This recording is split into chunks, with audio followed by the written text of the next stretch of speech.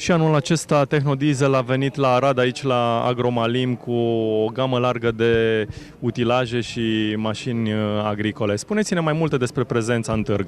Da, bună ziua în primul rând. După cum i-am obișnuit pe fermierii noștri, suntem prezenți an de an la târgul Agromalim, cu mare plăcere. Am venit, bineînțeles, cu mărcile consacrate, tractoarele și combinele de la Massey Ferguson, pentru care suntem importatori, și de asemenea marca Weidemann, pentru care de ani de zile o reprezentăm cu mare succes pe piața din România.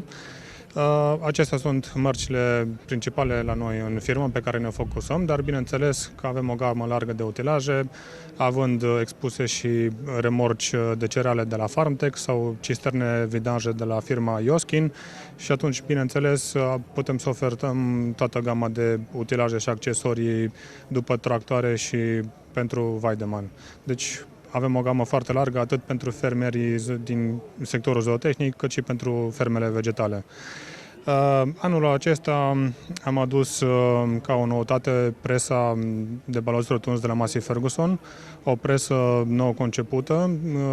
Este o presă cu cameră variabilă, cu ajustare hidraulică din cabina tractorului și este o presă pe curele, ceea ce permite o foarte bună balotare la paie, și știm că paiele sunt foarte importante și devin o temă tot mai importantă pe piața din România.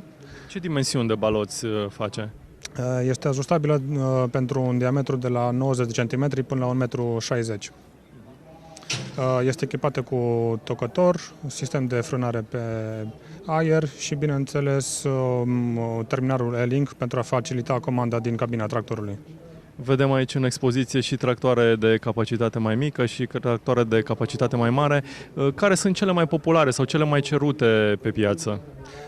Bineînțeles, gama cea mai solicitată de clienți este de tractoare undeva la 100-130 de cai putere, pentru micii și fermierii mici și mijlocii.